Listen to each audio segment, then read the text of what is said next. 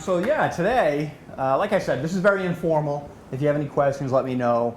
I'm probably just gonna go through a lot of different things, and we're gonna kind of go down a path on a whole bunch of different topics because we didn't really have like a real tight focus. This is a very broad focus, and we didn't know what kind of audience we would get.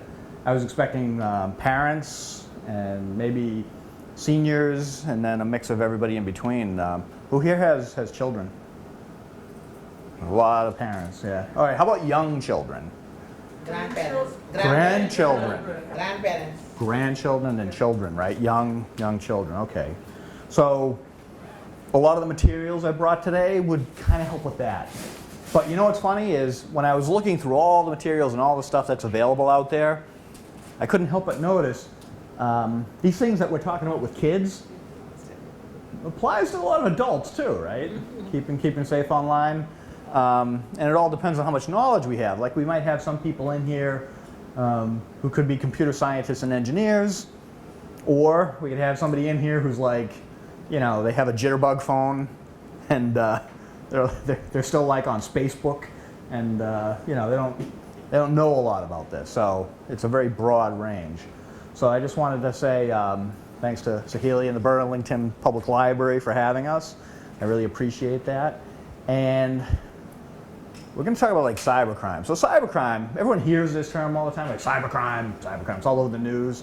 But what does that entail? Cybercrime is any crime committed electronically these days. And that could be all kinds of things. Like we have theft, fraud, harassment, stalking, sex crimes, and sometimes even murder. All now facilitated through the use of technology. And there are things happening that you may not even be aware of as far as the advancements in technology. That's a topic I talk about a lot with police agencies and leaders, is misinformation and disinformation. And maybe if we have time later, I could get into that. I have a whole thing on that. I wrote an article on it once for Police One, and I think that is probably the greatest danger that our society faces right now. And I'm not exaggerating. I think this is the #1 threat out there. And how does that apply to us? Because now you're thinking the United States and the whole society, but it actually can filter all the way down to individuals and local police departments. So that's a topic I've been talking about lately.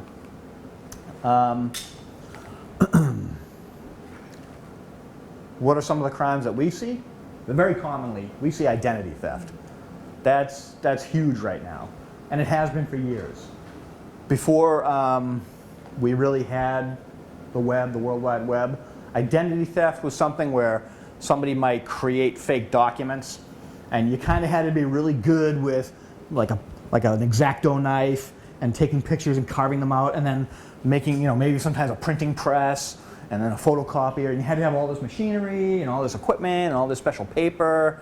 And it was kind of, you know, it wasn't like a super common crime, identity theft, but as time went on and the World Wide Web came out, guess what happened? Now everybody can be everybody. Right? So identity theft it's shot through the roof.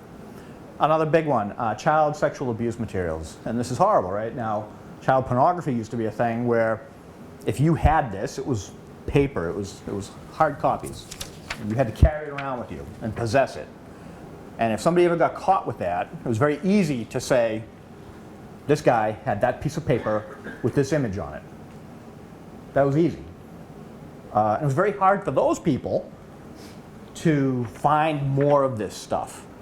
Like it was kind of really hard to find other people with this interest and then to exchange these images. So it was kind of small groups of people, and if you found one of these people, you could bring down a whole bunch of them, because if they ever did get in touch with other people, you had a better chance to find it. Well, that went from pieces of paper and photos to hard drives and cell phones and thumb drives and electronic content, and then websites that you can't get to without going on the dark web, right? That's changed quite a bit. The character of this has changed quite a bit. Financial theft is another big one that's been with technology now, we can steal money a lot more efficiently. And I think our crime in the United States and in Burlington has been going down. Crime in general, right? So last year we did see an increase in shootings and murders. And this year we're seeing that again.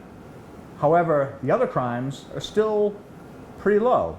Because nowadays, right, if you want to steal something, it's kind of hard. You go to the mall and they have little sensor tags and clothes and they have all these things, cameras everywhere.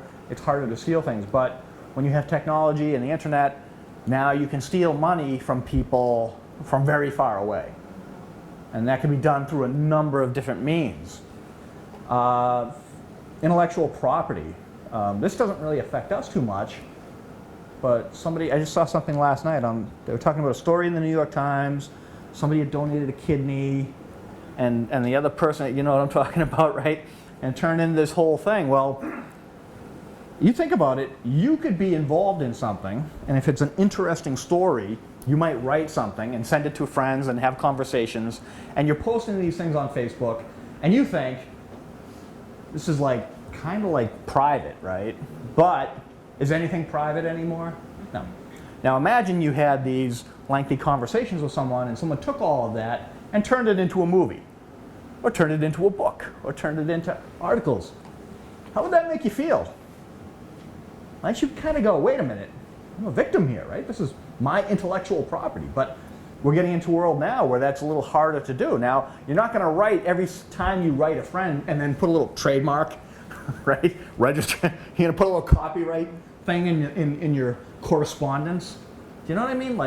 We're getting into this other issue, so that can affect us. And you never know when. It could just be something really you think at first is benign, but then it turns into a big deal. Somebody writes a story about it, next thing you know, you're in the New York Times. Big ones are malware, okay? So malware, I'll talk about in a minute, but it's basically malicious software. So that could be any software, any code designed to help facilitate crime. And that's a huge challenge. And another thing you may not have heard of is social engineering. Does anybody kind of know what social engineering is? Anyone heard that before? Ooh, this is good stuff. So social engineering, what that is, if I want to do some of these other crimes, maybe I want to be somebody else. Maybe I want to access you and your stuff. Now, social engineering used to be, I would come to your house. How about this? Knock on your door. Oh, hey, I'm your cousin, Bob. Remember, we met when we were kids, but I need some help. I was in town. I thought I'd stop by. And you're like, what? What is this? No. You're Jane. Your mother's this, and your father's that. And then they go through the list, and you go, oh, okay, yeah, it must be my cousin. Come on in. And then, hey, can I go to the bathroom for a sec? Yeah, sure. And then they steal your medications. That was social engineering, because they found out some information about you, and then they were able to use that information to get to you. Now imagine, that was, in the old days, they used to do it to corporations. You could find somebody in a corporation who's a weak point, learn a lot about them, and then infiltrate a corporation. Well, that was hard work a long time ago. But now if I want to do that today, who here is on LinkedIn?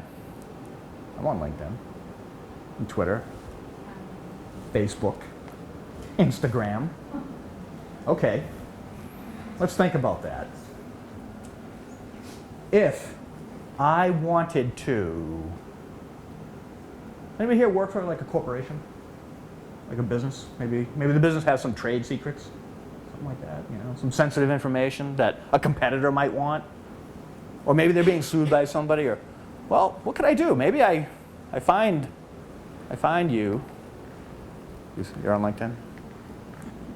I am. Yeah? Okay. Dipali. So you're on LinkedIn. I look at that, and I go, oh, Dipali. Where does she work? What does she do? Oh, she has some awards, some certificates. Where'd she go to college? Do you know everybody you went to college with? No. Where'd you go to high school? Do you know everybody you went to high school with? Unless you went to a small town? Probably not. So I learn all this information. Then I go on to Facebook and I go, oh, here's a Facebook profile. Let me learn everything about them. And then I find out, oh, look, they're on Instagram. And I see all the pictures on Instagram. And then I find all the friends and family. And if I'm willing to spend some time being really nosy. I dig in and I find all this stuff about you. I find out your favorite hobbies, interests, activities. Let's say, for example, we'll pretend, right? So you have a dog. You love dogs. You do? Love dogs. So, do you ever go to the dog park? Okay. So I'm on your Instagram and I see all these pictures of your dog at the dog park, and I know your dog's name, and I know where you go to the vet, and I know everything else, right? And I run into you at the dog park, and I'm like, oh, hey, how you doing? Oh, yeah, we met at the vet, remember? And you're like, oh, I don't know, a couple of years ago. Oh, okay. Oh, yeah, how's Fluffy doing? Yeah, I know Fluffy was sick last week. How'd you know that, right? This is all easy to find out, and then they get their hooks into you, and then next thing you know, like, oh yeah, let's hang out sometime. Yeah, cool.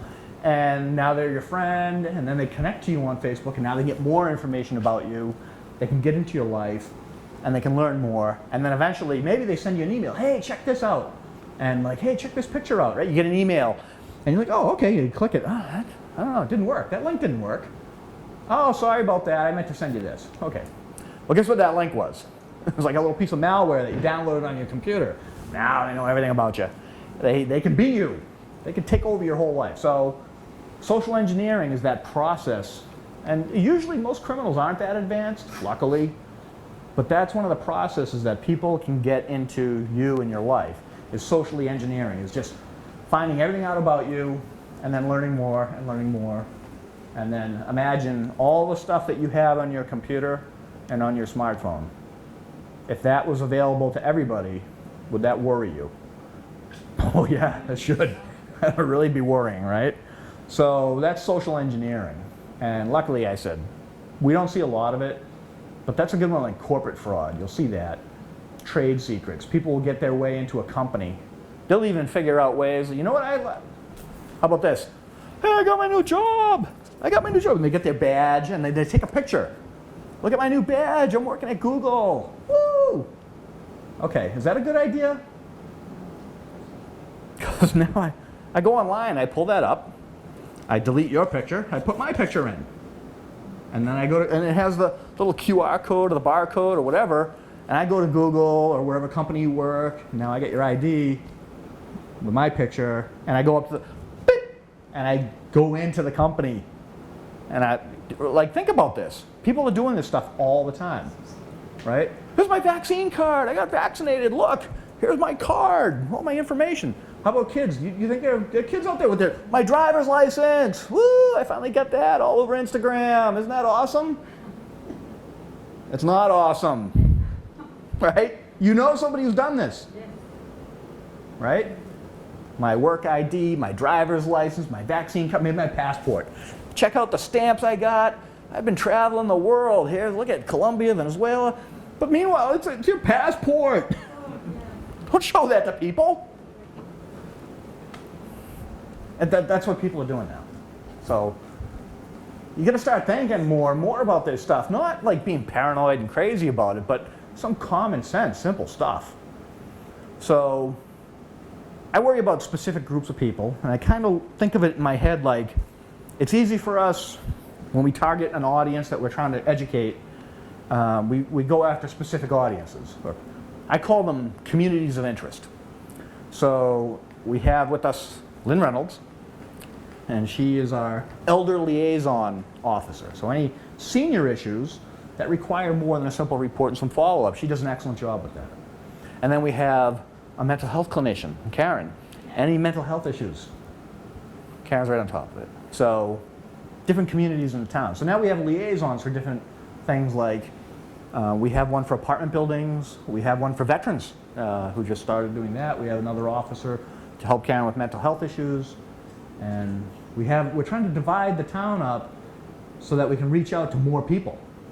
We try to work with hotels, with banks, with different groups. So one of the groups is children. We have school resource officers. We have 2 full-time school resource officers and one who's a patrol officer who can also help them. And we do things just for children, right? That's a special interest group. So a lot of the stuff with the kids is online. Does anybody know a kid who's not online? Right? Like, do you know a kid who's like, you give them a tablet and they're like, what's this? You ever give a kid like a device and within 2 seconds they know more about it than you do? Right? That's what we're dealing with. They're native technology people. They've been growing up with it their whole lives. I know you're gonna find this hard to believe, but my first computer was a Timex. That's how old I am. And there was no internet. And there was something called CompuServe. You used to be able to dial in. I had a Commodore VIC-20, and I would dial in. You could talk to people around the country. Wow! But that was about it, right? You couldn't do much more. Well, what do we have today? The devices we have today, this would have been a $1 trillion supercomputer in the 1950s, and then some. This would have been like aliens landed and gave us advanced technology beyond anything we'd ever seen before. And we have it here today, and it fits in our pocket, and it gives us access to everything. And we didn't have that before. And guess what? Now we're like, hey, look, supercomputer, talk to everybody on Earth.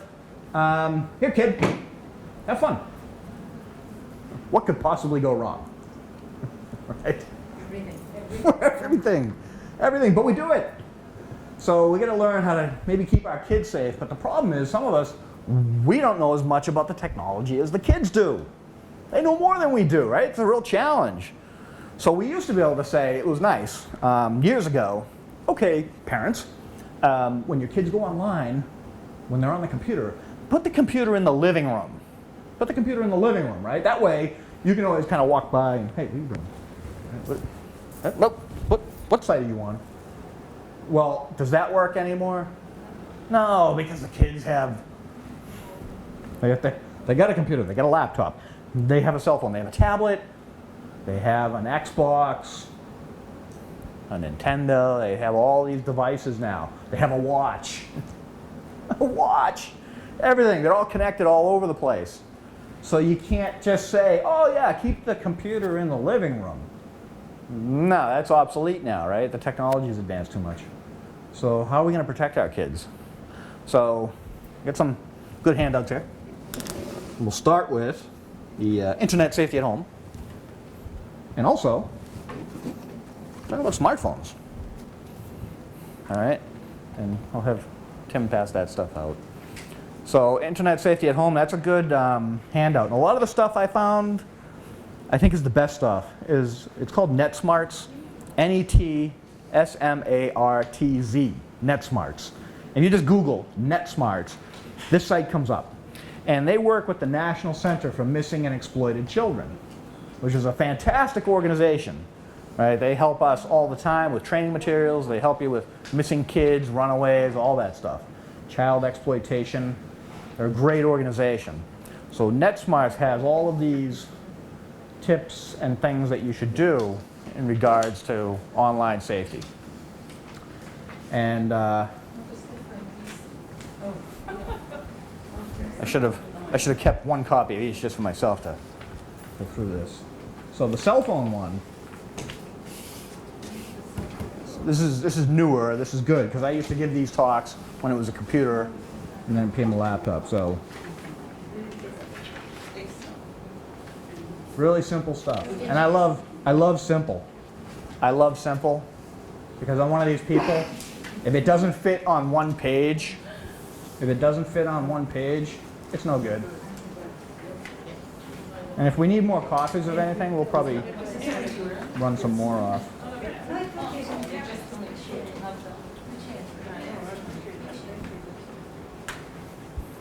All right. So simple, simple, simple. This could all fit on one page. If I had time, I would have shrunk it down to be one page. Because I don't like anything that, when you start getting to like page 3, I love these, like, people publish these reports that are like this thick, or manuals that are like this thick. Anybody ever read all that stuff? Nobody reads that stuff today, unless they're a weirdo like me, right? I like to read long stuff, but no, we don't need to do that. We just got to keep it simple. So, with kids, 5 tips. Simple stuff. Ground rules. Ground rules. Like, this is, make sure, hey, you finish your homework. Your homework. Finish your homework before you go online. Okay. But guess what? The kids are online doing their homework. What are you going to do now? Kids online doing their homework, should you just say, oh, all right, I was a kid, and maybe I wasn't the best kid, so I know. What was I doing as a kid? If you told me to do my homework online, I didn't do my homework when it was on paper. You think I'm going to do my homework online or be distracted and do other stuff? So maybe what are you going to do? You're going to walk by. Hey, what are you doing? Let me see. Check in, right? No devices during meals. I hate this. I go out to restaurants and I see people. It's really weird, right? You go out now, there's a couple. They're on a date. Like, who are you talking to? Same rules with kids. Don't have like a little like less digital time. And I like that they set like have a couple of minutes like offline, because kids today, right? We have health issues in this country. Diabetes is running wild. Kids need to be healthier. Like, you got to kick them. In the old days, my parents, get out of the house. Right? Get out of here. Go play. Do something, right? We kind of have to get back to that a little bit. And a digital curfew. What we found is with a lot of these devices, they emit blue light and they emit light, and that can be harmful when you're up late at night doing this stuff. That can be harmful to your sleep, and kids need sleep. I was just telling Tim, like, I'm like a toddler. I need a lot of sleep myself, and kids need a lot of sleep. Well, if they're on their devices until 9 p.m. or 10 p.m. or up all night, right? Sometimes they're up all night. You wake up at 3 in the morning, you're like, what is that? Someone playing a video game? That's really, in the long term, that can be very harmful, right? Physically and mentally and emotionally. We talk about mental health. Lack of sleep contributes to all kinds of mental health problems. How you monitor, right? Tip 2. A lot of parents will download these things into their devices to like, oh, I can monitor my kids and then block them from harmful websites. All right, who's better at using that stuff, you or them? Yeah. So sometimes those little tools, yeah, okay, good idea, but the kids are eventually going to figure out how to bypass that. So you're not totally protected. So you kind of want to talk to them a lot about their stuff and check in with them and kind of see like, hey, what's that? What are you doing? What are you looking at? And this goes back to that old tip that I had about keeping the computer in the, maybe you kind of say, hey, we're not going to have the tablet and smartphone in your room, but you want to do your homework here, do it in the living room so we can kind of be nosy, right? Check in on what they're doing. Tip 3, now a lot of people may not know this, but so many of these games are now connected to online platforms. Like when I was a kid, we started with Pong. It's like boop, boop, boop, and then it got more to like Atari 2600. Like that was ooh, and then that's what we had when I was a kid. None of that stuff was online, but now even the simplest gaming things that you buy, Xbox, PlayStation, and the Nintendo Switch, those things are connected online. So the kids are actually playing and interacting with people all around the world. Now, put yourself in a criminal's position for a second. And if you were a criminal and you're a predator and you like children, okay, have you been to a playground in Burlington during the day? How many kids are down there? Nobody knows? I tell you right now, if we go down to the Rohannes Park, near the dog park, there's going to be people in the dog park, probably a couple, but any kids in the playground right now? No, they're in school. Okay. Some of the kids are at home. Maybe they're doing school at home, or they're homesick, or what. But where am I going to find kids all the time? Online, right? And if I was a predator, specifically, where would I go? Maybe I get a PlayStation or an Xbox, and I start playing games with the kids. Maybe I pretend I'm a kid, and I start talking to the kids, and I can get into this grooming behavior where they're setting the kids up to make them do what you want them to do. And that's because the kids are all online playing games. And a lot of parents have no idea. Like, oh, you're playing your games with Billy down the street. Cool, you know. But meanwhile, who's Bobby? Bobby? Oh, Bobby. Oh, Bobby lives like, you know, in Montana. But Bobby likes little boys. And he's playing the game with them. So you get to check all that stuff, right? Maybe have rules like in real life. We teach a program called Rad Kids, and we teach the kids like, hey, if an adult, should adults come up to kids and talk to them? Does an adult ever need anything from a kid? No. If an adult says, hey, you want to play? We tell the kids like, no thanks, right? Now online, that's a lot harder because they can't see them, but the bad guys are doing this stuff. So check out those game systems your kids are on and say, hey, are you online with other people playing this? Ask questions. Right? It's okay not to know. Ask a lot of questions like, and who do you play these games online with? So, at what age do you think we should be telling kids what is out there and how bad it is? That's a great question. And we actually have some stuff here about initiating these conversations. So you want to be age appropriate. And in the Rad Kids program, we don't want to scare kids. Like you don't want to say like every adult's a monster. Because sometimes an adult may want like to ask a kid a question like, hey, is this Mill Street? Okay. And you don't want the kid going, no, running away, right? Because that's what we're at now. Like some parents like, never talk to strangers. They'll kidnap you. They'll kill. No. We don't want them to be scared. All right. Are most strangers, are they good or bad? Most of them are good. Right. Most people are good. So, but can we tell the difference between the good strangers and the bad strangers? We can't tell. Even adults, we have no idea. So that's what you tell your kids, and that you could tell them at a very early age, very early, and say, look, when you see someone, an adult shouldn't really be talking to you for any reason. You know, online it's the same thing, and get into that conversation about strangers. Listen, most strangers are good, but some of them are bad. And can you tell the difference between the good ones and the bad ones? And a lot of little kids will say, yeah, I can tell. No, you can't. You really can't. So it's a lot of conversation. Tip 4, I'm talking about that now. Chat in real life. Talk to the kids in real life about all this stuff. And have these conversations a lot. Don't just say, hey, we talked about that, right? Good talk. And we'll talk next year. Is that a good idea? You got to kind of have this ongoing conversation about these things. And then they are suggesting, so what happens is a lot of kids get in trouble, and what we're finding now is, we have a younger person in the room, maybe she'll admit to this or not. So some kids have, let's say, Instagram. Well, they have an Instagram account for their friends.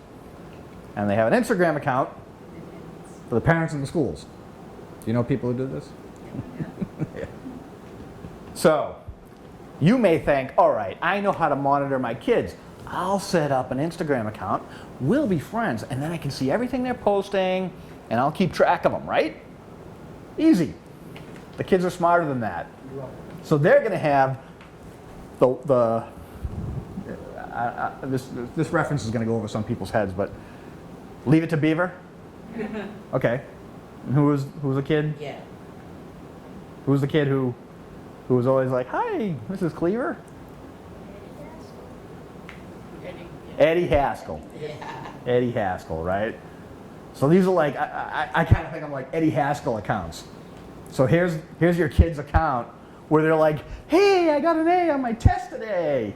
And here's me being awesome and doing all these great things and saying nice stuff and doing all these great things. But their real account is like, here's me drinking a beer, smoking a joint, right? That's their other account that you don't see. So the kids are doing this today. And it's very common. The kids are smart. Never underestimate how smart the kids They're can not be. doing this to hide from parents, but young kids in their, like they're in high school, Yeah. they're doing it to hide it from college counselors. Yes, exactly. And they know they're smartening up because we've been telling them for years, look at this stuff can follow you for life. You're gonna have it dragging. And they go, I know how to outsmart that. I'll just put it up on another account with a fake name. Nobody will find it. No, we can find it. And we can do a little social engineering on the kids if we really wanted to. If we had to investigate something.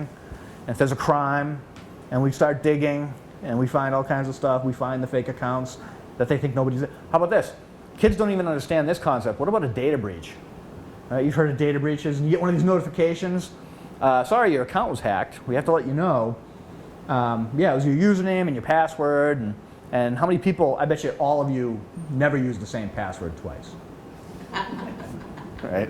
Nobody ever does that, right? Okay, so they hack your one account, whatever it is, and then there's a trove of information that comes out.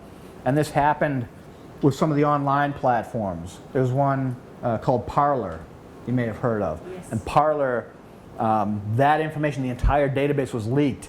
And I can go onto one website and I can look and see Parler people who had posted videos online. I can see where they posted it from, right at their house.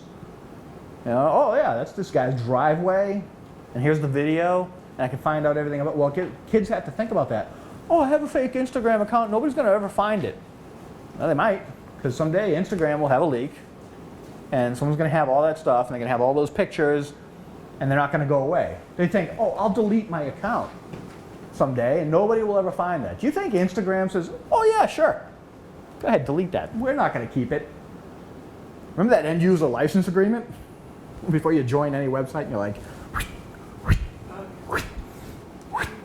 it's like a 1,000-page contract. It says I'm going to give you all my money, give you my car, give you my house if you want it, my kid. Okay, and if I die because of your product, I'm not going to sue you. Okay, yeah, accept. Right? We all do that, Rich. I don't want to look at that. So the kids know this, right? But they don't understand. Even those fake accounts and profiles and all this other stuff, that can come out there, right? That's never going away. Everything you put online, it doesn't go away. It can be found. There are experts out there and non-experts out there who can find it. This is very important, the cell phones now, because all the kids have cell phones. So I read somewhere the average age of kids getting cell phones now is 10, 8. 10. It's 10. So yeah, it can be younger, it can be older. So people ask, like, when should my kid get a cell phone? Oh, I don't know. I don't have kids. I can't tell you. If it was me, I'd probably go, I'd hold off as long as possible. All right? I would hold off as long as possible. Well, all my friends have one. Yeah, I don't care. Whatever. You know? You come up, I tell you what, you raise $1,000, $1,200, I'll let you buy the latest Samsung, Google, Apple, whatever, right? Good luck with that. Sell some lemonade, right? I would hold off as long as possible, but the average age is like 10. So we have the kids. In the old days, if you were bullied as a kid, it was kind of like at school, right? And that was it. Or maybe it was like in the neighborhood, and then that was it. You'd go home, right? You could be safe at home, and nobody's going to bother you at home. That isn't the case anymore. Now the kids are getting bullied online, continuously, 24/7, and we've seen it here. And you know, Karen's dealt with a few people, the kids, they're being bullied constantly. They can't get away from it. And it's like, oh, it's simple. Just tell them to stay offline. You're going to tell a kid to stay offline. Like that's your plan? That's not a good plan. Geolocation. Anyone ever heard of EXIF? E-X-I-F? EXIF data? Or metadata? So EXIF data, every time you take a picture with your device, take a picture, post it online. Most of the time, within that picture, there's a file that comes with it, and it's background information. And within that file, it could include things like GPS location. What kind of device, what time, date, all this other data. Now, Facebook learned the hard way. They got to scrub that data, so they don't put it out there to everyone. But if we get a warrant or something, we can get that. But they keep it. Facebook knows where you live. They know where you are all the time, and they're constantly tracking you. Yeah, I hate Facebook, but hey, everyone's on it, right? And somebody learned, like, anyone ever watch MythBusters? Remember that show? There was a couple of like really nerdy guys, science and special effects, and well, one of those guys years ago posted a picture of his new Jeep, and he posted it online. And within minutes, people are sending him emails and messages. Hey, we know where you live. What? Because the EXIF data with that picture had the GPS coordinates. So you'll see people taking pictures in front of their Christmas tree. They post it online on certain sites, and people can look at that, and they can find that data, and they can read it. And if you send a picture to someone via email, and then they share that with other people, that EXIF data is still there, and we can actually find date, time, location. All of that stuff is there. All right, so you want to shut that stuff off on your phone. You don't want to automatically have that. Like, do you need GPS coordinates for every time? Unless you're doing an investigation, Like, that's not really useful information, right? Here's me at Niagara Falls, like, oh, look, 1700 north. We don't need that, so shut the location stuff off. But you have the kids kind of realize that. Anything GPS enabled is going to have that information. And then there's inappropriate content. Kids are going to come across this stuff no matter what we do, so you got to have these conversations about that. Like, if you open up something, it comes up, and it makes you feel awkward, makes you feel sick, whatever, just, close it out, let me know. If someone sends you this stuff, what's the most important thing they got to do? Someone sent me a picture. What do you want your kid to do? Or grandkid, right? You gotta tell someone, right? You gotta tell somebody. Because you think kids are gonna tell you? Most kids won't. Why would they? But if you keep telling them, have these conversations all the time. No, send, let me know. Here's another troubling trend is sexting, okay? So these are kids, kids experiment, kids, they're learning these things. Well, sometimes that turns into pictures of themselves, and they're sending that around. Now, what could be the problem with that? They send it to their boyfriend or girlfriend, and then the boyfriend or girlfriend gets mad at them, they break up, and now they're mad. What might they do? They send that to everybody. That happens all the time. Or, how about even more troubling? Their boyfriend or girlfriend is someone they don't know in real life, right? In real life, IRL, in real life. They don't know them in real life, and they're like, oh yeah, okay, and they'll send a picture. We've had this happen to kids in Burlington. There's sextortion, right? So they'll send a picture of themselves, and this is boys and girls, and they think they're talking to somebody their own age, and it turns out it's not. It's a criminal. And then guess what the criminal wants? Give me money, or I'm going to send this to your family, your friends, your school, and everybody else. So that's a very dangerous thing. So you got to have these conversations like, hey, guess what? No matter what you take a picture of and send, that can go anywhere. And viruses and malware, like, clicking links and things.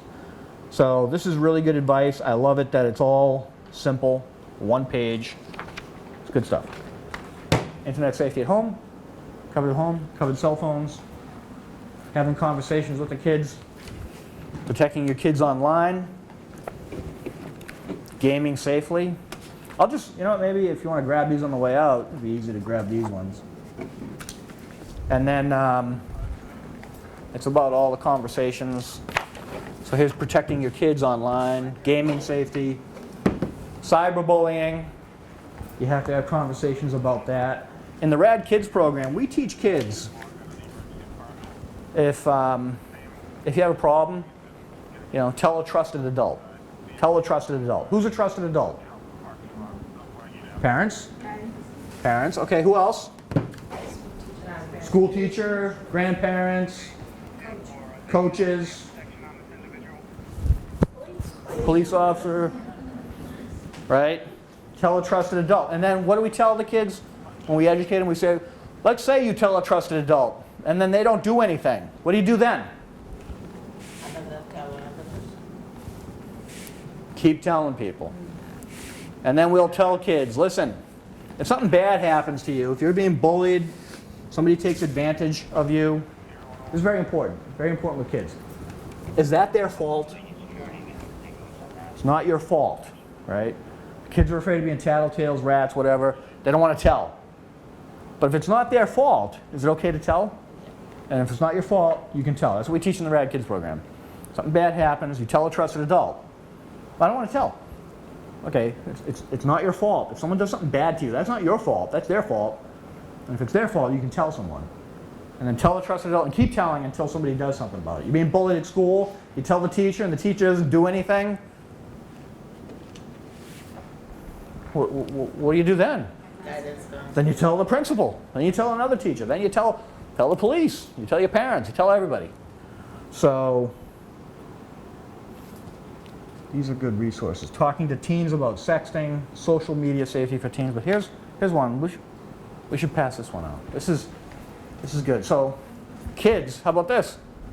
Goes into the high school ages. Imagine now you're a kid, grandkid, has sent one of these pictures of themselves to someone else, and now they're being threatened. I'm going to send that to everyone. You think they're going to tell their parents or grandparents that? Like, how embarrassing is that, right?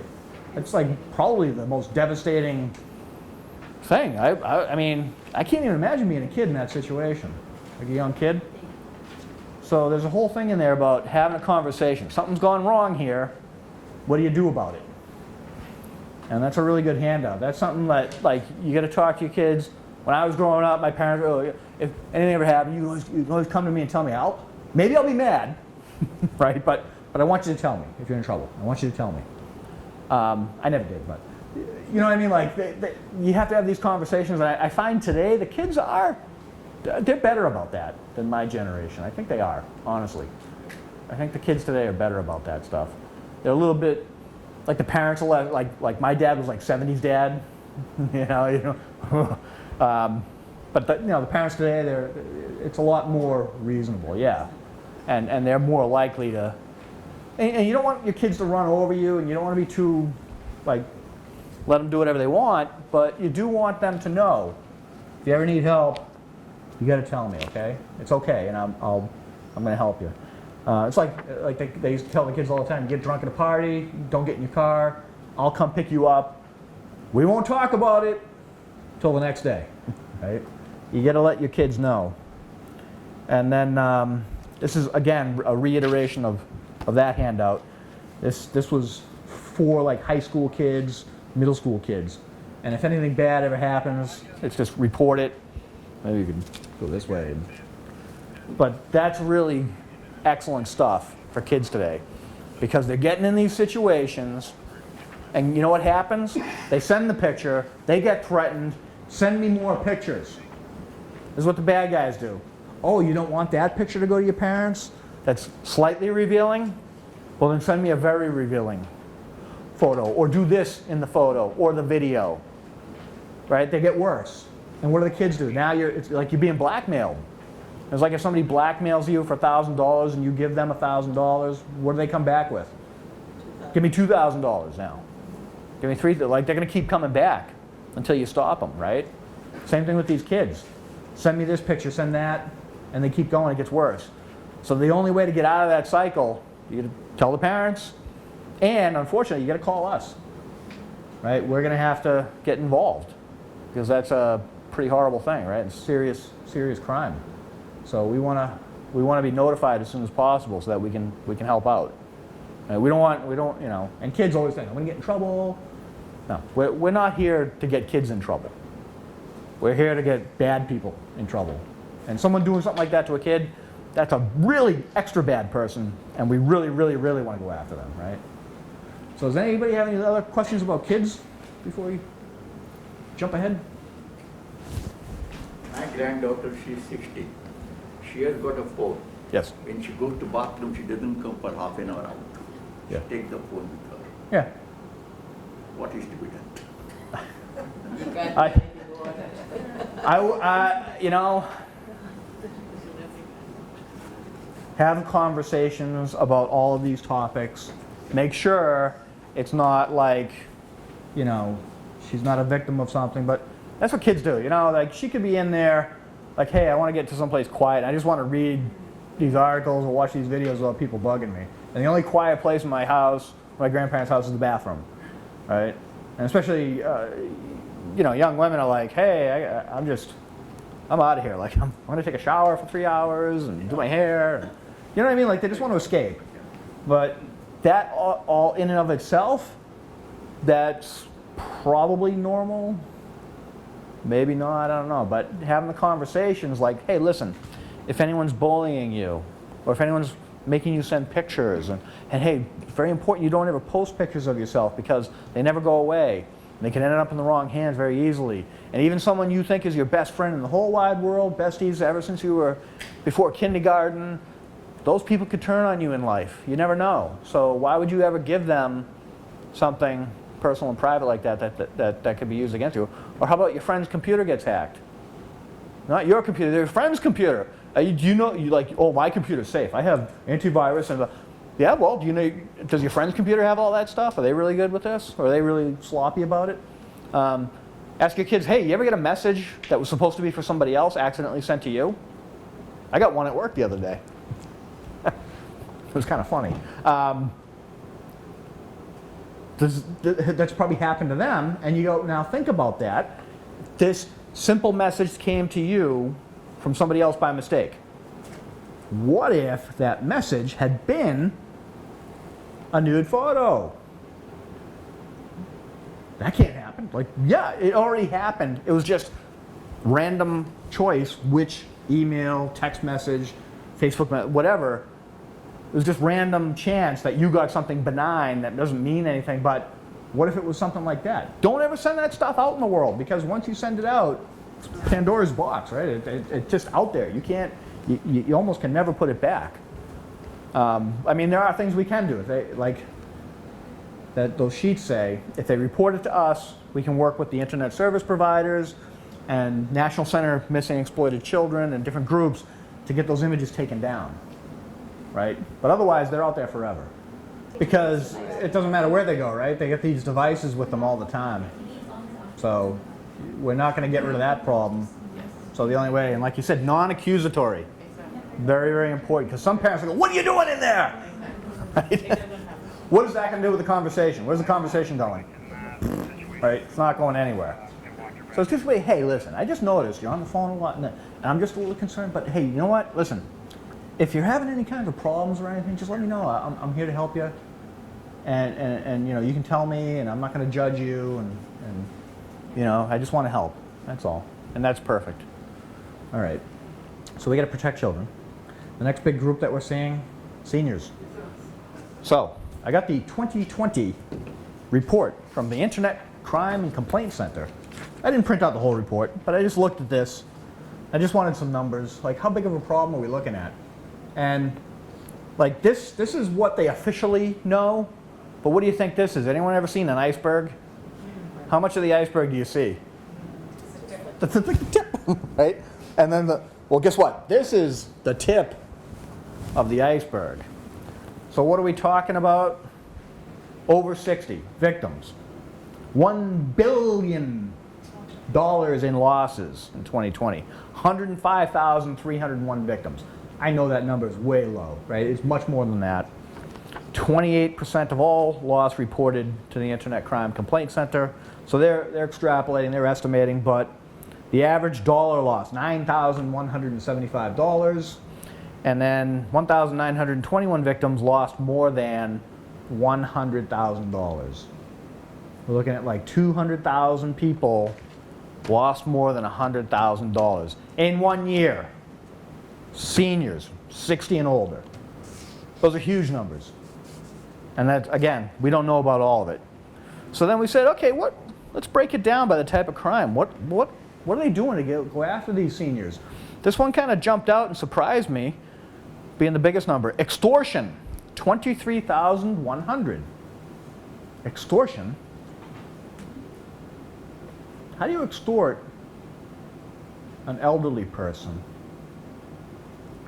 IRS. Grandson, yesterday I got a story.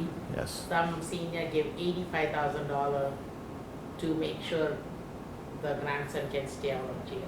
If I took your granddaughter, how much would you be willing to pay me? If I took your granddaughter, I kidnap her. Yeah. How much would you be willing to pay me to get her back? My entire house. Right? Yes. Without question. Our children, our grandchildren, like, we love them. Yeah. We'll do anything to get them back. Of course. So when you get that call now, you're just kind of minding your own business. All of a sudden you get that, you know, hello, Grandpa, you know, we were on vacation, right? Yeah. How's that going? You're down in, you know, Puerto Vallarta. Is that nice there? Well, no, I got kidnapped. No. The police arrested me, and I have a lawyer here, and they said I need $10,000 right now to get me out of jail. I need that bail money because they're gonna put me in jail in Puerto Vallarta. And you're like, oh my, a foreign jail? Oh, and what happens? How do I get the money to you? All right. Anybody in here use gift cards? Okay. Does anybody here I don't want to like pick on anyone, but let's say if you're over a certain age, if I see someone like 60 or older and they're buying thousands of dollars worth of gift cards for things like Apple, Google, or those like credit cards, the green dot money cards. When you have to send thousands of dollars, like young people, do you ever write a check? You've never written a check in your life? Maybe like once. Maybe once. Okay, checks. Okay, if I get to send someone $10,000 legitimately, how do I send them the money? Like a money order or check, right? That's our generation, older. But am I going to send them green dot money cards? Do you even know, like, do you know how green dot money cards, like, is that something you ever used? No, I never. No. Right? So I always say, like, over a certain age, generally, and not always, there are some people like, hey, you know, I'm a computer programmer, engineer, and I do all this. But, okay, cool. But generally, you see somebody over a certain age comes into CVS and they go, yeah, I need $10,000 in green dot money cards right now. Woo, right? There should be like alarms going off. Holy crap, like that's not right. Something's really, really off here, okay? Well, that's what they're gonna do. Do you think the criminal in wherever, they could be calling us from anywhere on earth, and they could say, oh yeah, I'm the lawyer, yeah, I just had your granddaughter on the phone, I'm the lawyer, I need that money now or I'm gonna walk, and she's going to jail, right? Or I'm the court or the judge or the police officer, whatever. It's the same scam. You gotta send me that money now. Oh, I'll send you a check. Think they want a check? No. Because what are they gonna do with a check? Gonna wait for it? No. You know, and then cash it? Oh, and then, you know, you're gonna be like, yeah, right. Bounces. You find out, oh, I was being scammed. Good thing I mailed the check because it's still not there yet. So they want the cash now. How do they get cash now? There's only a couple of ways to get cash now, right? Where you can't take it back from them. And that would be things like those money cards. It's perfect. Like criminals love them. So glad they invented these. It's awesome. So go down and get me $10,000 in green dot money cards and, you know, scratch that off and then tell me the numbers. And as soon as you get those numbers, whoop, money's gone. They get your money. And then next thing you know, you're like, okay, I haven't heard from my granddaughter. I hope she got bailed out. And then you wait a while, and then you call. You know, oh, she's not answering her phone, because kids don't answer their phones, right? They don't, like, how dare you call me? Text me. So you call them and they don't answer, you can't get in touch with them. Finally, you get a hold of their parents, and the parents go, no, we got back yesterday. Yeah, she's out with her friends right now. I think she's fine. Okay, how about this? Has anyone here ever known anyone who was kidnapped? Is it a common crime, kidnapping? Not for the average person. Yeah. So we have people all the time, they're convinced someone kidnapped their child, right? Or maybe you get a wild child in your family and you're like, okay, you can kind of buy into, oh, yeah, I guess you get in trouble. Maybe I gotta send bail. That's why they like that one now. But kidnapping, like, who kidnaps anyone anymore, right? You're gonna have the FBI after you, you're gonna have everybody after you, and what are you gonna get from me if you kidnap, like, I can't get my hands on that much money. Like, I'm not in the DuPont family, like, I don't have millions of dollars. Like, if you're gonna take a crime with that much risk, how much money are you gonna want? You're not gonna be like, oh, okay, I tell you what, I'll give you them back for $6,000. Right? That would be ridiculous. Oh, I might go to prison for life. Yeah. Probably, right? Probably, because I'm probably gonna get caught. Yeah, $6,000? Nuh-uh. So regular people aren't getting kidnapped. So we keep telling seniors all the time about these scams. This is like one of the big ones now, the grandparent scam. They love it. So what I would say with, it's almost like the kids again. It's almost like the kids again. We're back to the same principles of protecting our kids online. Guess what? We got to do that with our grandparents and seniors. We got to start talking about this stuff and saying, look it, hey, did you hear about that scam? What scam? It's called the grandparent scam, and that's where they'll call up And guess how good these criminals are? They're so good. Do you think that they could have someone who sounds like your child or grandchild? Oh, it's a bad connection, but it sounds, oh yeah. And then, guess what else? I wrote a thing for our social media a couple of years ago. And I said, every scam works the same way. Every scam works the same way. The scam starts with, first, they gotta like slap you mentally, right? They gotta put you out of your space where normal thought, you go into panic, okay? Or like they gotta play on your emotions. They always gotta hit you emotionally. So that's why they go with kids and grandkids. They gotta hit you emotionally. Now you're not thinking. Now you're reacting. Now your heartbeat goes up and your outer brain, that goes out the window, all that thinking stuff where you start going, wait a second, this sounds really illogical. You're not doing that because you're panicking, right? Every scam does this. They throw you off emotionally, then they hit you up with that request for money, and maybe they'll sound like a legitimate thing or not, and then they're gonna ask you to deliver that money. How are they gonna get that money? So we're even seeing it now where they'll send someone to your house, a runner, right? And they can still do that remotely because they could be in another country, they could be in Denmark, and they can reach out to somebody online here in the US and they'll say, listen, we're running this scam, we're hitting these senior citizens, I just need you to drive to their houses and grab the cash or whatever they got. Okay, I can do that, and I get a cut, and you get a cut, and we all get a cut. Okay, right? That's what they're doing now. So sometimes we'll catch them because they're using runners. And then now, like some of the criminals locally are like, I could get in on that grandparent scam too. Why not, right? So we never know, but a lot of times it's overseas. How about this?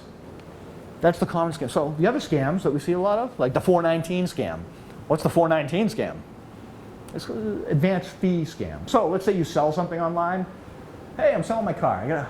How can you sell a car nowadays? Remember the old days? You used to park it down the center and put the sign on it and like, here's my phone number.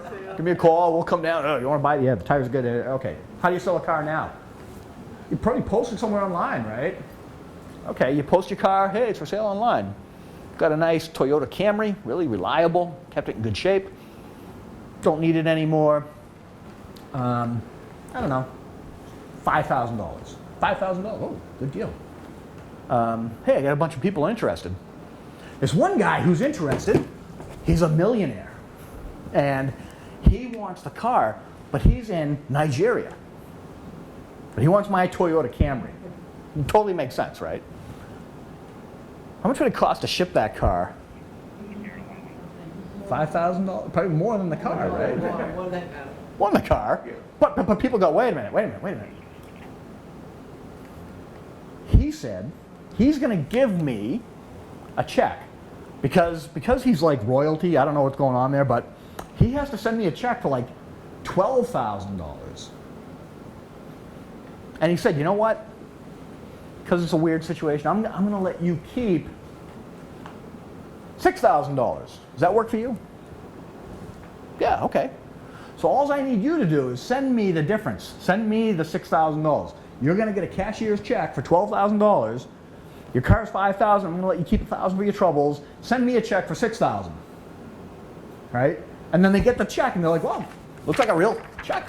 I got a check right in my hands." You take it to the bank. The bank goes, "Okay, all set. We deposited that for you." Nice. This is real. It's totally legit. I'm going to send them a check. Maybe I'll put a nice card, like, thank you for the extra money. You're so generous. Awesome. Mail it back to him, right? How long does it sometimes take for the bank to figure out, oh, that's that check you had that you deposited? Sorry. You know how your account balance said $7,000, $7,538? Well, it's actually $1,538 because that check was fake. And you go, what? What? Well, oh yeah, by the way, you sent this guy a check and he cashed it. So now you owe us, right? So that's what the advance fee, they call it the Nigerian advance fee scam or the 419 scam. That used to be a lot more common. We had somebody came in one day years and years ago, and they'd sold something on eBay and it was rabbits. Like, oh, I had bunny rabbits and I sell the breeder and they're selling rabbits. And they fell for the, yeah, I'll send you the big check, you send me a little check, and we'll call it even. scam. That's a very common one. Another big one we see, like Your grandkid's been involved in a motor vehicle crash. very much like the Do kidnapping. not call your son or daughter because your grandchild said, don't let mom and dad know. Yeah. Get gift cards, the attorney, the bail. Exact same Bail scam. issues Do not accept debit card, any, if Yeah. you ever get arrested, it's cash only. There's no gift cards. The IRS does not accept gift cards. The IRS does not contact you unless it's by snail mail. Yeah. They will never call you by phone. So these people, so that's the other one. The crash is a big one. And the other big one is the IRS scam or the police. Because you all know how bad the police are. I saw it on TV, they're awful. They're coming after us, right? So somebody will call up and they've used our names. They've used my name and they've used Detective Brown's name. She's retired now, but they've used our names and they'll spoof our phone number. So your caller ID will say Burlington Police, 272-1212, and you get the call and they're like, yeah, there's a warrant for your arrest, and if you don't pay up, we're gonna come down there, we're gonna lock you up. All the time. Never, ever, ever gonna happen. I'm not gonna call you. You know what I'm gonna call you and tell you? I'm gonna say, look it, there's a warrant for you. Why don't you go down the court and straighten it out? Go down to the Woburn District Court. Do you think I have time to give me the money and I'll pay the, right, ain't gonna happen. Or the IRS like, you owe a lot of tax money and if you don't pay up, we're gonna arrest you. Social Security also. Social Security, you're not going to get your Social Security check unless yeah. I love talking to these people. Me too. I love talking. So, IRS, listen, I have a tax question. So I had a business 3 years ago, and I sold it 3 times. And then I just keep going on and on with this stupidity, right? Now, see how long I can keep them on the line? If I have nothing up, like I'm at home, I like watching TV. Yeah. What form is that? Is that a form XYZ? Is that a form ABC? Which form? And it's funny, like on the other end of the line, they're like, no, we're going to arrest you. And I'm like, no, I understand it, but listen, this is an important tax question. And eventually they hang up on me. And then I call them back. And then I go, no, you didn't answer my question. And then we, and I've done it a couple of times, and like sometimes I'll put it online with the BPD social media, and people love it, right? Because, like, hey, forget these people, right? I don't mind. But I've actually gotten into conversations with the scammers. Weird, huh? Sometimes they're okay. They'll talk to me. So I ask these kids, I'm like, hey, how does this work? Like, you work for something? Yeah, it's like a big call center. Really? Wow. Yeah, and I'm making good money. This is the kind of car I have now because I made so much money doing this. Like, they'll tell me how it all works. And it doesn't happen all the time, but I've had it a couple of times where I get into friendly conversations with them. Do you think they're afraid of police? They know they're thousands of miles away. They know I can't get them.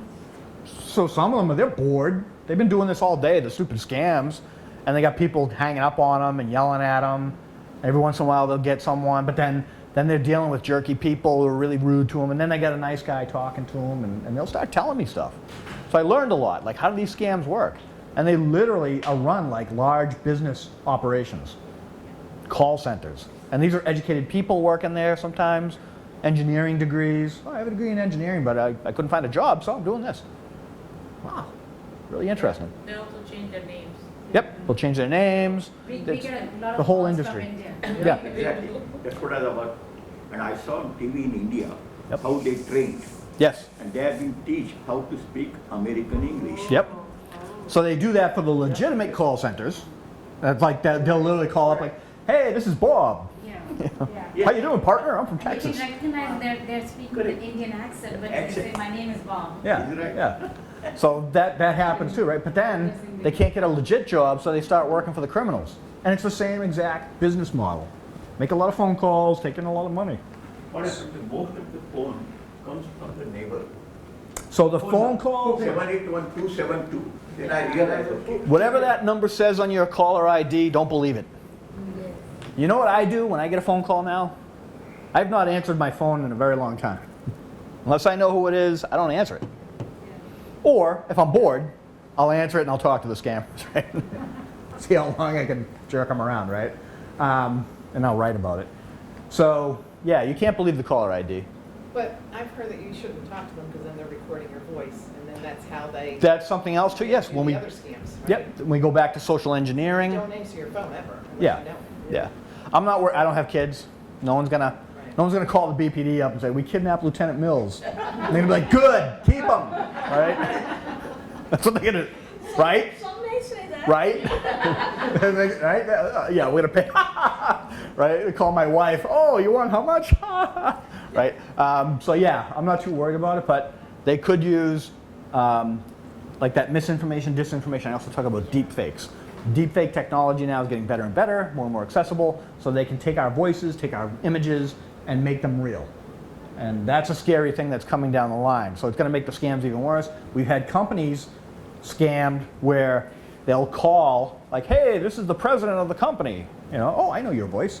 Yeah, I want you to go into the office and take let's say $20,000 and send that off to this address. Oh, okay, Mr. President. You know, and they do it. And then like they turn around, the president's there. Like, I thought you were at home calling me to. No, I didn't call you. What? And it's that deep fake technology. So yeah, but you know what? They don't even need like my voice is already out there. I'm on TV, BCAT. So I'm not too like they already got my voice. But yeah, it's a good idea. Like, hey, if maybe don't talk to them because like, but you've been on TV. We already got your voice. So another one, I think, this reminded me, they're doing a lot with the lawyers and the mortgage companies. Yep, lawyers, mortgage, real estate, rental. When you're doing closing and all that, because we're doing one next week. So I got an email from my lawyer saying, if somebody asks you to send in money or whatever, don't do it, because we don't ask you to do that as part of the closing and all that. So there's a lot of scams with that too, and that's like a huge numbers. Yeah, that was in the past 3 or 4 years in the Boston area. We Yeah. got hit really hard with those. Yeah. How about this one? And we don't think of this with seniors. Romance scams. Oh yeah. Those are Romance scams. Big, big, big, big, big. Amount of loss, 2020, $281 million. That was number one for financial loss. So they have all these scams and they're hitting people for like 10 grand, 20 grand and these little small hits. No, these are like the super criminals, the bank robbers that they're like, no, I'm not going for little money, I'm going for big money. And you know what I'm gonna do? I'm gonna do a little catfishing, right? I'm gonna pretend to be somebody else and then I'm gonna build a relationship with someone. And then when we're really close with our online relationship after a few months, I'm gonna say, hey, you know what? I wanted to come out and see you, but I had an unfortunate incident and I'm filing for bankruptcy. There's all these financial troubles. If I only had some money, I could come out and see you. I got some money. Oh, well, I wouldn't want to impose, but yeah, but we love each other. So you know what? I'll send you. What do you need? Well, and then it starts, and then they're sending money, and that's why we have big dollar losses, because it's more of a relationship, and they play on people's emotions. It's much more advanced. So these are the smart criminals that are more advanced, and they're doing romance scams against seniors. And we're like, seniors and romance? Yes, they're people, right? So these are the women who get scammed, right? What's that? As well as men too. It's men and women. Too. Men and women. So They're lonely. They're lonely. And they start talking to people they don't know on the internet. Yep. And it will start small. I had one woman that it started with buying cell phones and then laptop computers and shipping them to him. The friends tried to help and say, no, you need to stop. I went and talked to them, but they were so insistent that they loved this doctor and that he was coming over from whichever country he was at, and they were gonna, it's just sad. Yeah. They don't wanna believe it that yeah, it's a scam. I think emotional. That's what, because one of the senior in Arlington gave away $350,000. Yeah. Yeah, it's crazy. Big money losses. Yeah, huge. Big amount. money. And they're just so emotionally involved. They're like, I love her, and this was a man, and like, I need to do this, and I have like, he had like $10 million, so it was like a small amount for him. But It's like really crazy, yeah. Yeah. I have some more questions. If you're finished, then I will go on. If you're finished, what? Yeah, you're done all? Yeah, Yeah, on seniors, we're going to talk about the last part, which is basically the same stuff, the scams. Big one too is job scams. So, talking to a kid once, and he's like, "Oh yeah, I got this job working for in England." And you go, "Huh? Yeah, I'm going to be someone's virtual assistant." And they contacted me, and they wanted me to, and they're like a movie star over there, and they, but then I got to buy some stuff, and what are you talking about? Why would they hire you to be their assistant when they know you live here and they're over there? Does that make any sense? No. So there's job scams. They're all the same formulas. There's like the whole family. I should do like a spreadsheet someday and like a visual of like these are the families of scams. They're all like the variations on the same scams because it's the same stuff over and over again that we see. Just a new variety of it. Protecting yourself. Just remember that caller ID doesn't mean anything. I can call you from my phone right now, and I could have it say, "I'm Joe Biden.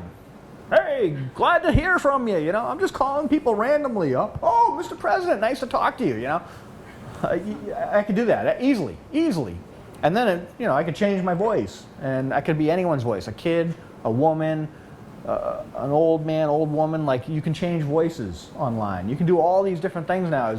And as the technology is more advanced and it's cheaper, it gets into more people's hands, and these scams are going to get more advanced.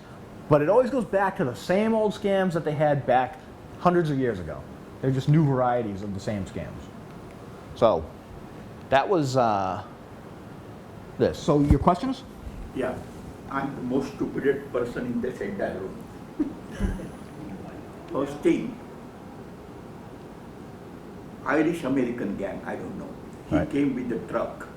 Yes. The roof was not good in the front. Yes. My house is right on the Cambridge Street. Yes. He showed me, he had all the roofs material and all. He said, I have Yes. plenty of roof material. Yes. I will start. I said, okay, $1,800. I said, Yep. $1,800 is very good for the entire. Yep. He came, he brought a gang. 3 people came to work. They Yep. were from Somerville. They removed everything. He said, your roof is not good and all. So he said, It's going to cost "Pay." more. Yeah. Then I paid 5,000 cash. Yeah. And then next day, again he said, no, this is not enough. Yeah. I had to pay more. Did you call us? Did you report this to us? I will let you know. So I stopped, the 5,000 is gone. And then all this material was in my yard. Yes. I complained after 2 months to Kane Gordon. He is a good friend of mine.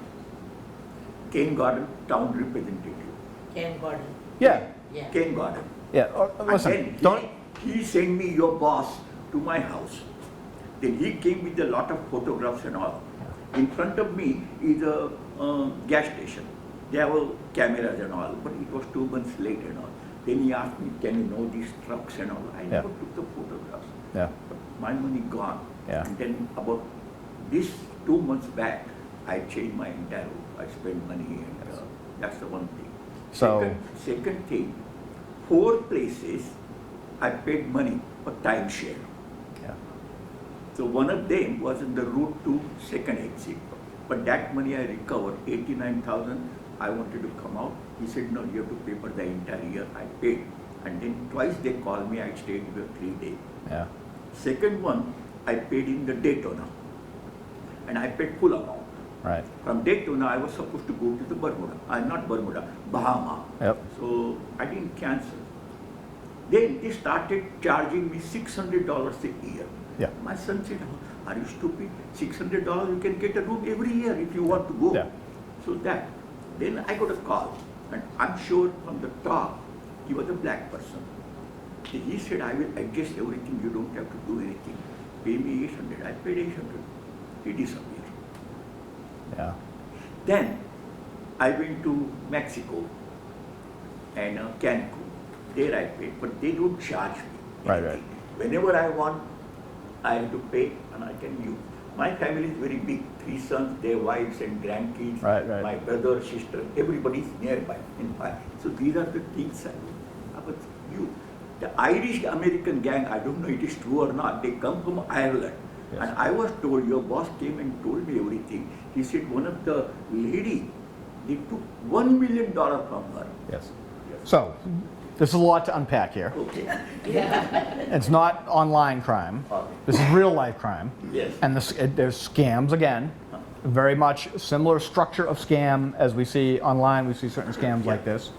So the travelers, that we call them, Yes. they do recruit, and we've caught some of them, and they get recruited overseas. They send them here, and they'll work for paving crews, tree companies. They'll work for all kinds of the trades, and they'll often like, oh, I'm in your neighborhood. Hey, you know what? We have some extra paving material, and we'll just do yours for like half the price. So here's like the number one rule for all this stuff. If it sounds too good to be true, It's not true. It's true. it's too good to be true. Okay? So if somebody comes to your house and they're like, you know there's like a $10,000 driveway project, and they go, oh, I'll do it for $3,000. Scam. Your roof, oh, you know it's a $3,000 roof project. I could probably get that done for $1,200. You can't even buy the shingles for $12. Come on, man, right? Like, so you have to realize when I talked about social engineering, you got to be the social engineer. So when somebody comes to your house selling you something, I usually go, let me do some research. Timeshare, let me do a little research on that. My friend Google will tell me a lot. And if I'm not good at that, I have friends who are really good. They're like open source intelligence analysts. You can find out everything about everybody. But I'll look up their business certificate. I'll look up any consumer complaints about them. I'll see if people are talking about them online. Maybe even in the local Facebook group. Hey, these scammers came to my house today. You know what I hate? If a crime happens to you, don't tell Ken Gordon. I like him, but you know what? He ain't gonna help you. Call the police. Don't tell the Facebook group. Call the police. Oh, these kids just vandalized my house, and they're posting online, and I look in the log. There's no calls. Why is there no call? You got to call us. Call the police first. Call the police first, and then call the police first. And then call everybody else. Call whoever you want. Call Ken Gordon. Call the president. Call the governor. Call anybody. Call the police first. If it's suspicious, somebody shows up at your house and they go, hey, I could do your driveway for like less than half the price. Exactly. You know what I want you to do? You know what I want you to do? Yes. That's great. Let me call my bank. Let me call my bank. I'll be right back. Stay here. Stay here. Let me call the bank. I'm going to see if I get enough money. I'm going to get you the cash today. Cash today. Oh, hang on. Hey, Burlington Police. Yeah, I got these guys here. They said they're going to do my driveway for half the price. Really? We'll be right down. We'll be right down. Call us first. The one that gets me is they come to your door and they say, oh, we're working on the Smith's house. Yeah. Up the street, so then somehow they get that, you know. And sometimes that's legitimate. You know what? Like if I had a paving company or a tree company and I'm in a neighborhood, like a tree company, you can go into a neighborhood and look around and go, whoo, there's a lot of trees that are going to fall on somebody's house today. Maybe I'll go talk to the neighbors and see if I can drum up some more business because I got to get all my trucks and stuff down there anyhow. So while I'm in the neighborhood, this is like advertising. So you can't tell. You can't tell who's legitimate, who's not, unless you do research. Research. Let me see your references. Oh, they're at the Smith's house? You're at the Smith's house now? Let me go talk to the Smiths. Hey, how's this guy? How's this contractor? Oh, he's great. Oh, he's awful. You know what I mean? You got to do your research. Never, ever, ever rush. This is your last chance. What do the scammers do and the high-pressure sales do? Sign that now or the price is going to double tomorrow. They always do that. Oh, I don't want to lose this deal. No. If I'm going to do some research, I'll get back to you. You're going to lose out. Fine. So that's kind of the end of my spiel. So it's just basically malwares, any software that's going to do bad stuff to your computer. The big one is ransomware. That's when your computer, all of a sudden, next thing you know, it's locked up. Well, you got ransomware. Call us. There's some resources. Sometimes there's actually a website out there that can help you unlock some of these because they use some of the same codes over and over again. And phishing. Phishing is basically like the spoof call. It's just like a spoof email. So I can send you emails that will look like whoever you want, right? Hey, look, it's the IRS is emailing me. Hey, we just found a problem in your checking account. You know what? Just log into this website And your username is going to be your social security number, and your password is going to be your date of birth. Right? Just log in. We'll help you out. It's irshelpingyouout.com. irshelpingyouout.com. Well, that sounds like a legitimate website, doesn't it? I can buy a website. You know how much it costs me to buy a website and set one up? $5. 10. Sometimes 5, but generally about 10. Just for like a real simple. And then I want to go crazy. I get a WordPress. I get the hosting, everything. All in, fully blown website, $150. I can make a nice website for $150 or less. But yeah, bare minimum, if $10. I'm lazy. Yeah, $10. Or I get a sale from Google, 5, right? I've So, been yeah. getting these emails, congratulations, you found this new job and you start this day, or your packet is on your way. Yes. Open it as soon as you get. Click the link and what kind of software is that? Malware, ransomware. So just watch out for that stuff. Never click any links. I have my business card up here, and I can send you an email. You have any questions? Let me know. And I will send you resources, because there are so many. But generally, I would start with NetSmarts, right here on the handouts. Great resource. The other one is the National IC3, is the Internet Crime Complaint Center. If you just Google I, India, C, Charlie, and the number 3, I think it comes up number 1, IC3. So if you're ever scammed or anything, you can file a complaint online and it goes to the federal government. And it's one of the things we recommend. If you report it to us, but you can report like the stuff that's unsuccessful. We get so many of these things now, like people go, hey, somebody tried to scam me. And we're like, oh, that's nice. Because we get 1,000 of those every day in Burlington, right? Literally 1,000 or more. Yeah, so thank you for letting us know. Tell you what, go on the IC3 website, forward that email to them. Send them the email, because they actually have the resources, and they have gone out. Every once in a while, you'll hear, they had a big one. It was Homeland Security worked with the authorities in India and shut down one of these huge call centers. And it was hilarious because it actually, my phone stopped ringing. It was the same group that had been calling here for months, right? So, you know, if you use that resource, report it directly to them, not through us, but right to them, they can get all the metadata we talked about earlier. They can do more of an investigation. They've got the resources. We just don't have the time and money to investigate these things, the attempts. And the federal government, like, you'd be shocked, unless it gets up to a huge amount of money. I mean, I'm not even talking thousands. I'm talking now, we're getting up to like millions before the FBI can really, really go after it, because there's too much of it. We're all overwhelmed with online crime. And regular crime's gone down, but it's been replaced with the online crime. So if I can help you with anything at all, let me know. My cards are here, and yep.